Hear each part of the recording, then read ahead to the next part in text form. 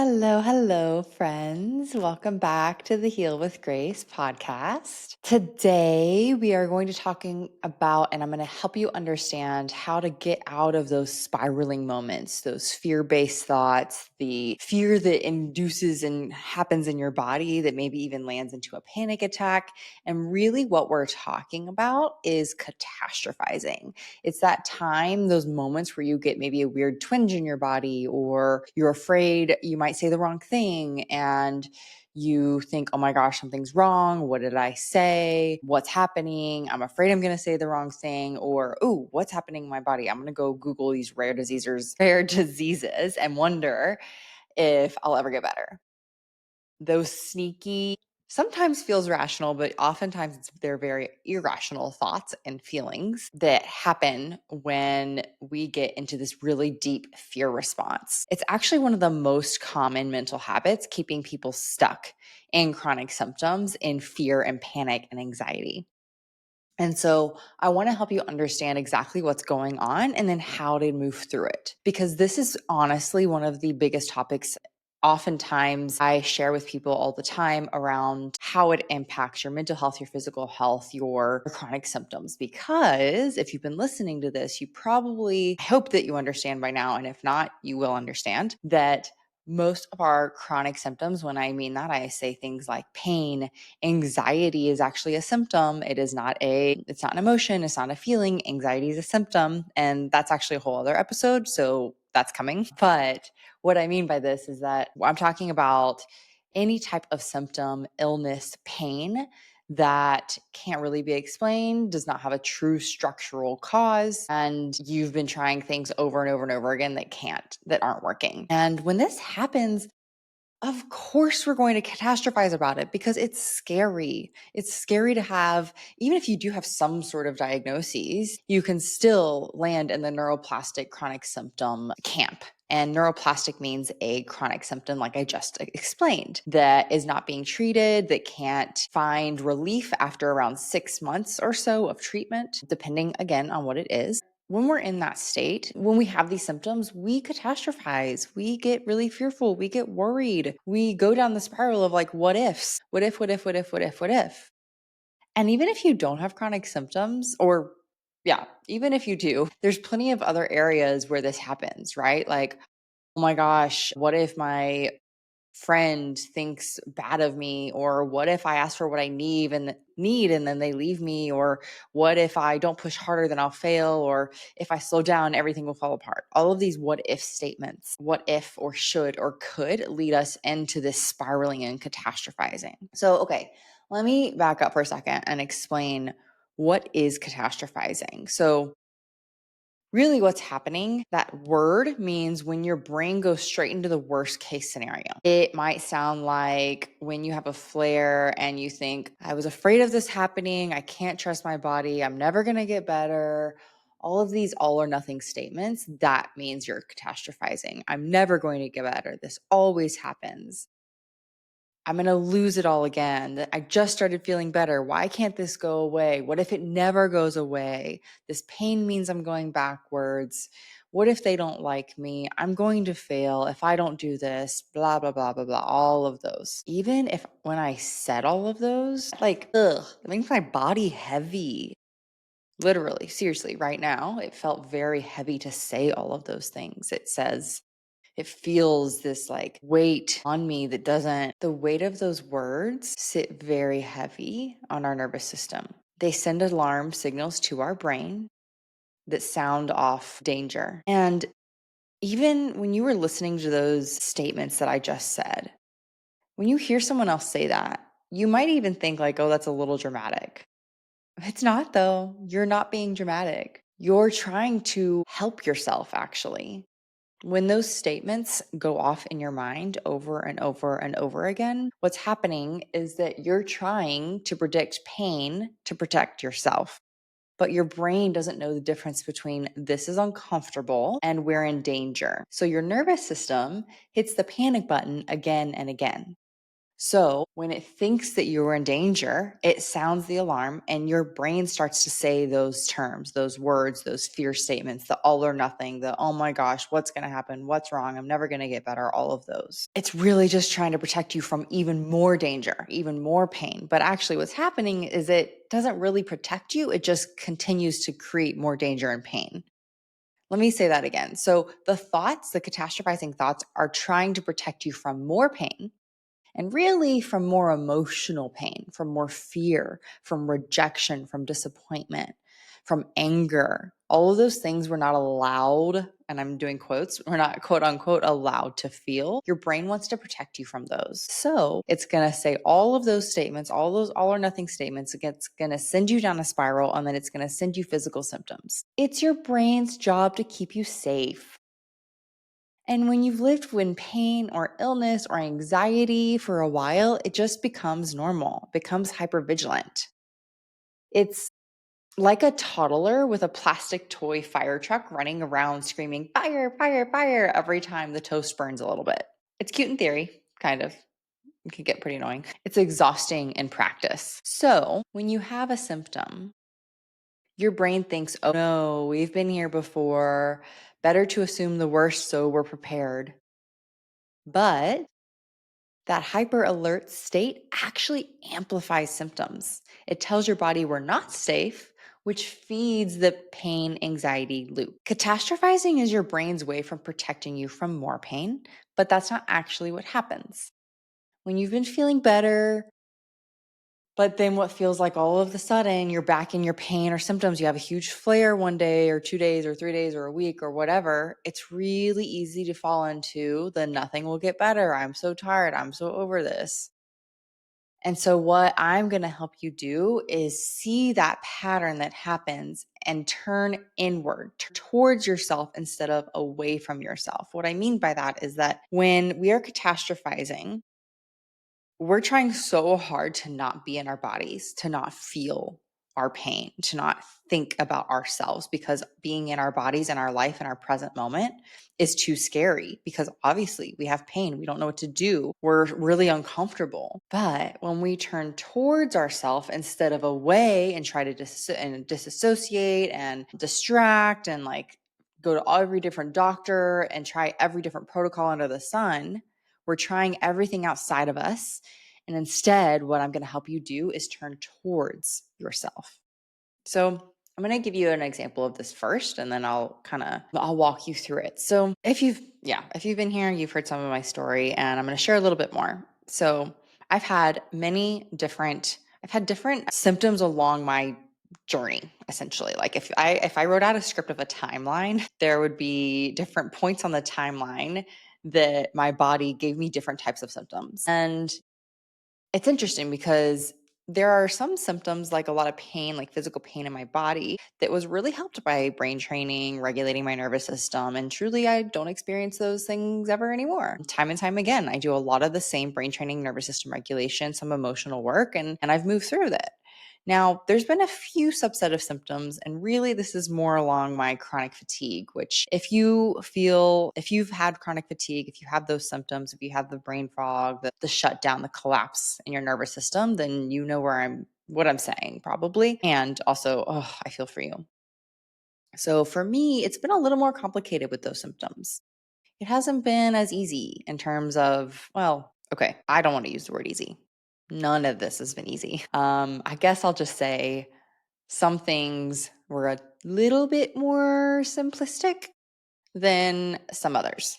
And so for me, whenever I have the collapse, the freeze, the shutdown response, which is fatigue for me, it's really scary. It's scarier than a lot of other symptoms. Symptoms are scary, but this one is just on a whole other level. It is this like deep, deep fear, this darkness that I've dealt with a lot before, which really in previous times, like in my teenage years and maybe early 20s, looked like depression.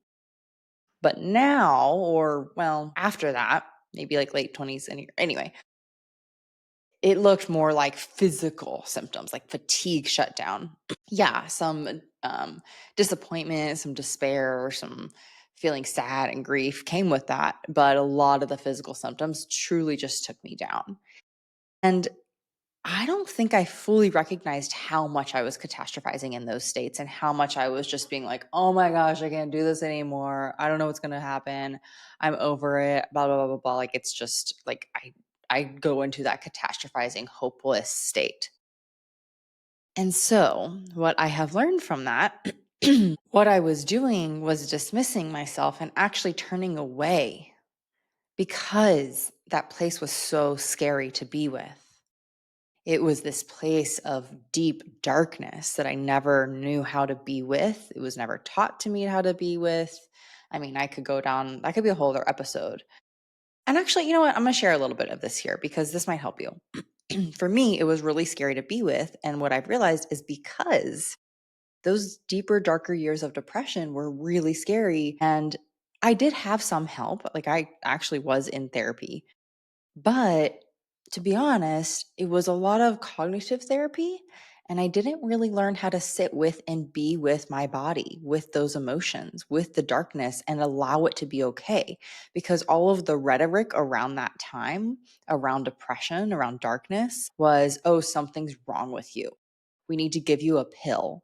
We need to give you treatment. And think about this. The more that you say that to someone, or that message is sent over and over, then we take that on as something's wrong with me. That's not true.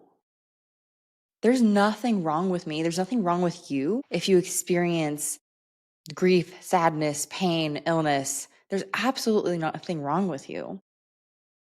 But if you've been in the mental health world, physical world, any kind of medical world, we have this idea that if you experience something, if you experience anxiety, depression, illness, pain, something is wrong with you. Man, just sit with that for a second. That's to your core, you take that on.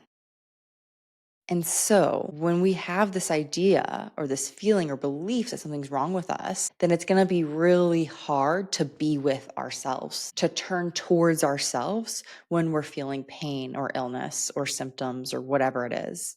When I'm going to just say pain from now on, to be honest, and just know that that means all things, all symptoms. So when we feel pain, of course we want to run away. We don't want to feel it because we've been told that that's bad, that's wrong, there's something wrong. So, my work and what I'm hoping will help you is that when we can turn towards it and be with that pain, even when it's so scary, then your brain doesn't have to go into protective mode. Your brain doesn't have to protect you from something because it's not actually bad. There's nothing wrong. And that means one, that it doesn't have to send you danger signals. So it doesn't need to send you symptoms. And also two, it doesn't need all this catastrophizing and spiraling in your mind into panic and fear and anxiety. That's old programming. That is learned chaos. That is the learned chaos of I'm wrong, something's wrong, I have to neglect myself because people have neglected me. And there's a lot of uncertainty around being in pain and fear and doubt and despair and anger and rage. So when we can turn towards and be with and open to the experience and know that there's nothing wrong with us, then we don't have to have that danger. Furthermore, I want you to think about it this way. Okay. Look at the people you grew up around. Look at your family. Now, I'm going to say this first. If you look back at your childhood and you think, I was fine, no big deal, or I don't know, I had an okay, normal quote unquote childhood. That might be true from context, from looking outwardly in, right? Maybe you had people that always showed up physically for you. Maybe you were never scared that you weren't going to eat or ran out of food or were never abused. Those are wonderful. That's great. Happy for you. And sorry, I don't mean that to mean sarcastically. I really don't. I'm saying that's great. You don't have those stories. At the same time, I bet if you're listening to this, you never learned how to respond to hardship, to pain, to deep emotion, to disappointment, to rejection. If your caregivers, your family, the people around you never showed you how to feel disappointment, how to feel emotions, how to move through difficult experiences, what else were you going to do with those? You're going to respond like them. You're going to bottle it up. You might go into panic mode. You might think, oh my gosh, I don't know how to handle this. I need to spiral and think that if I'm not doing this, if I'm feeling pain, then something's wrong. Or If I don't push harder, I'm going to fail. Or if I ask for what I need from this relationship, then they'll leave me. Then maybe I'm too much if I feel a lot. If you never learned how to be with and feel, then your brain is going to think that there's something wrong when you do feel. And PSA, if you're human, you have feelings, you have emotions. We all do. You can't tell them to go away. You can't control them and push them away, because guess what? That leads to all this fear and doubt and an overflow of repressed emotions, which leads to chronic symptoms.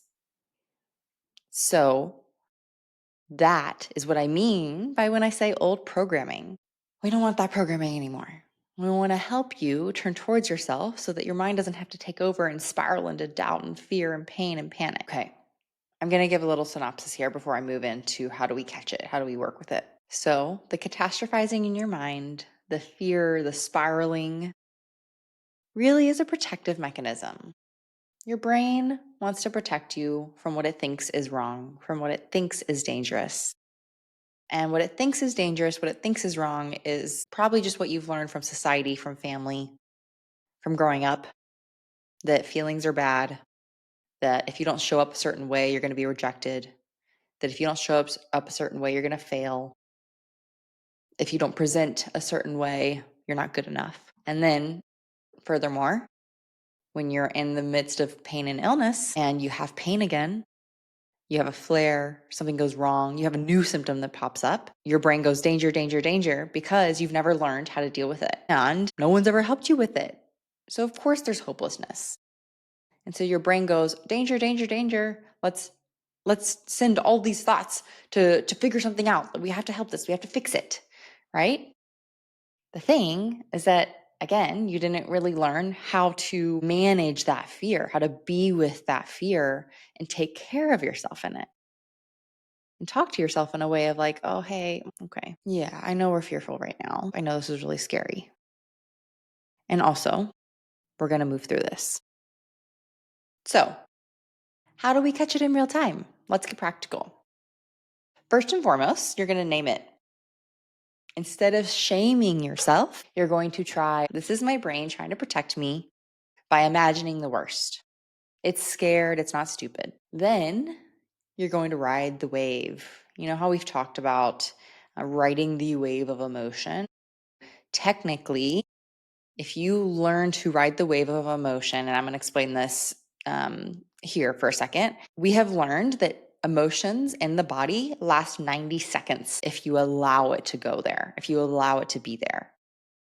So emotions are raw, vulnerable. They are just true. They are truth, fear, rejection, pain, sadness, hopelessness. All of our emotions are true to us. What keeps them around for longer than 90 seconds is our fear and judgment and shame and criticism about the emotion. So when you're in a flare and you feel so hopeless and like, oh my gosh, what did I do wrong to be in this? That's the criticism about the symptom. That's the criticism about the emotion. And actually, what I mean here is symptoms and emotions, actually, we can see them as the same thing. We can treat them similarly. With emotions, we want to be with them and feel them. With symptoms, we want to be with them and feel them. I know that sounds scary and might sound counterintuitive, but when we allow them to be there, feel them, ride the wave of them, they don't have to be dangerous to our mind and our bodies anymore, which then reduces the catastrophic and the spiraling thinking. So once you ride that wave, I want you to ask yourself, what's actually true here? Is the only possible outcome that I'm telling myself right now truly that I'm going to be in this forever and it's never going to end? Is that really true?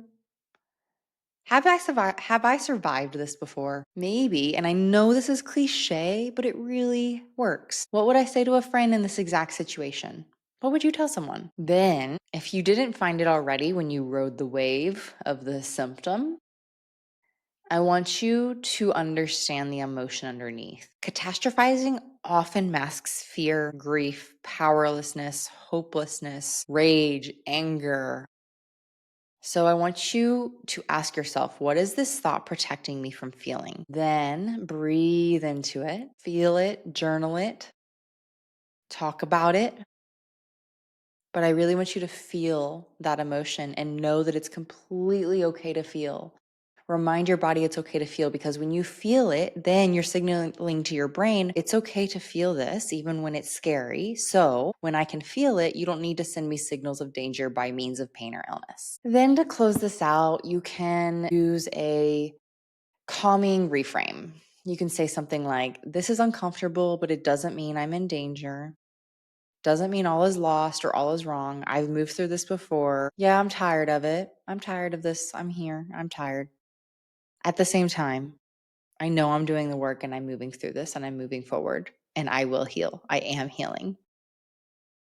You don't have you don't have to know the future to support yourself in this moment. Remind yourself of that. You don't have to know exactly what's going to happen in the future to help yourself right now. Maybe you say to yourself, my body is asking for presence, not panic. Maybe you place a hand on your heart, breathing deeply. Maybe you hug a pillow or punch a pillow, whatever you need, whatever emotion or feeling is there.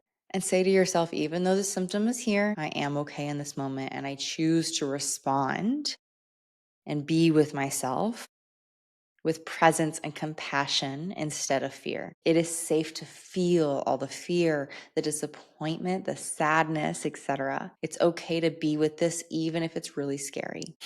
Remember that you are not dramatic. You're not overthinking. You're just trying to stay safe in a body and world that's felt unsafe for a very long time. Catastrophizing, spiraling, it's a habit.